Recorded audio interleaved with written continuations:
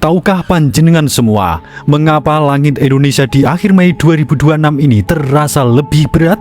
Ada getaran yang tidak tertangkap indera, namun dirasakan jiwa.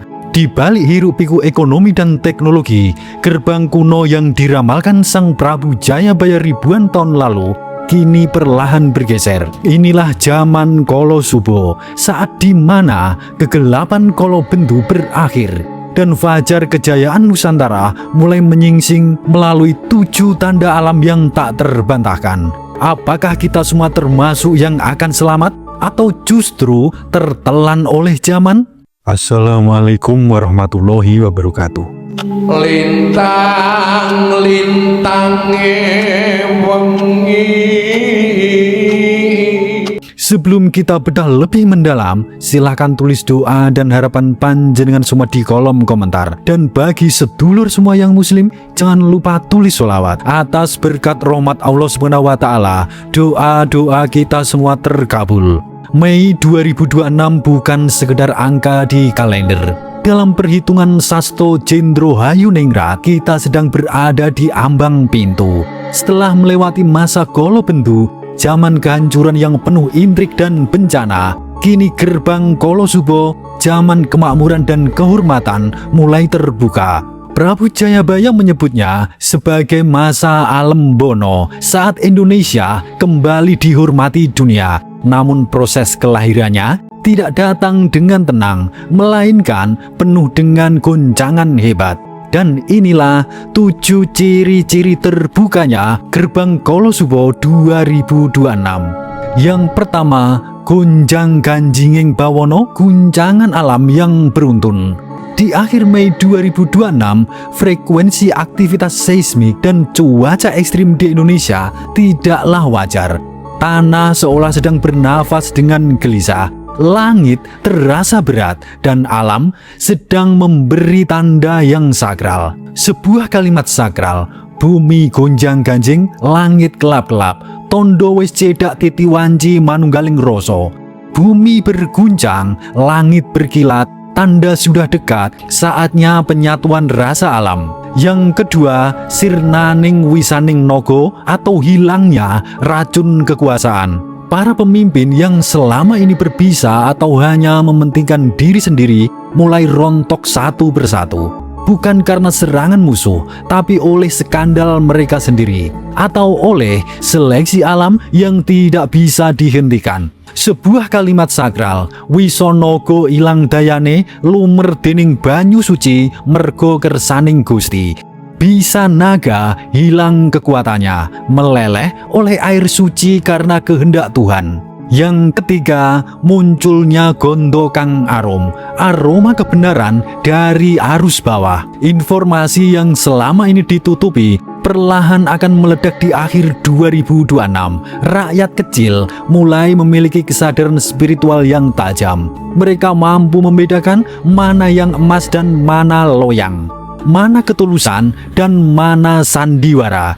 Sebuah kalimat sakral, mambu gondo arum sumelap ing talingan, sabdo pandito ratu dadi pepadang. Tercium aroma harum menyelinap di pendengaran, sabda pemimpin sejati menjadi cahaya. Yang keempat, tiang jujur nemu rahayu, kemenangan orang-orang yang terbuang. Kondisi ekonomi Mei 2026 yang fluktuatif akan menyaring siapa yang bertahan dengan cara jujur. Mereka yang selama ini disingkirkan oleh integritasnya tiba-tiba mendapat panggung. Orang-orang yang dulu diremehkan justru mulai dipercaya. Sebuah kalimat sakral dari Jawa, sing jujur nemu makmur, sing culiko nemu ciloko, tatanan anyar wis tumoto. Yang jujur menemukan kemakmuran, yang curang menemukan celaka, tatanan baru telah tertata. Yang kelima, manunggaling kawula Gusti, kesatuan pemimpin dan rakyat. Akan muncul sosok atau gerakan yang tidak lagi membedakan kasta sosial. Hubungan antara pemimpin dan rakyat di Indonesia akan terasa sangat intim, melampaui sekat birokrasi yang selama ini terasa kaku. Suara rakyat mulai benar-benar didengar.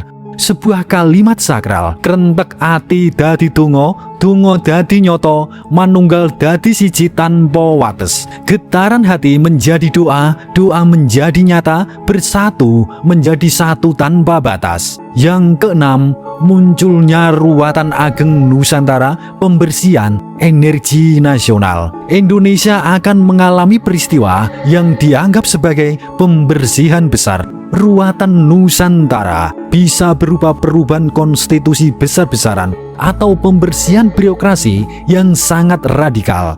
Sistem lama perlahan runtuh dan tatanan baru mulai dibangun. Sebuah kalimat sakral, Sengkala Tidha Moksa, kala bendu nyoto sirna, tiasing rasa mardika. Sengkala kesedihan akan musnah, zaman kehancuran nyata sirna. Hati merasakan kemerdekaan. Yang ketujuh, wisi ing Sang Hyang Jati atau turunnya Wahyu Kala Seba. Tanda terakhir adalah munculnya inspirasi kolektif. Anak-anak muda Indonesia di akhir 2026 akan memiliki kecerdasan dan kreativitas yang dianggap dunia sebagai mukjizat spiritual. Mereka bukan hanya menciptakan teknologi, tetapi juga membangun kesadaran baru. Sebuah kalimat sakral dalam spiritual Jawa. Wahyu Kala Seba tumurun ing jiwa, bangun projo sampurna, Indonesia jaya saklawase. Wahyu Kala Seba turun ke dalam jiwa, membangun negara yang sempurna, Indonesia jaya selamanya. Gerbang Kala Suba bukan hanya tentang ramalan, tetapi tentang kesiapan mental kita. Akhir Mei 2026 adalah pengingat bahwa badai Kala Bendu sedang dibersihkan. Jangan takut pada goncangan, karena itu adalah cara alam merapikan dirinya. Siapkan diri panjenengan semua, perkuat spiritualitas, perkuat manfaat panjenengan. Karena hanya mereka yang berhati bersih yang akan melintasi gerbang kejayaan ini. Rahayu, rahayu, rahayu. Suradira Jayaningrat lebur dening pangastuti. Wassalamualaikum warahmatullahi wabarakatuh.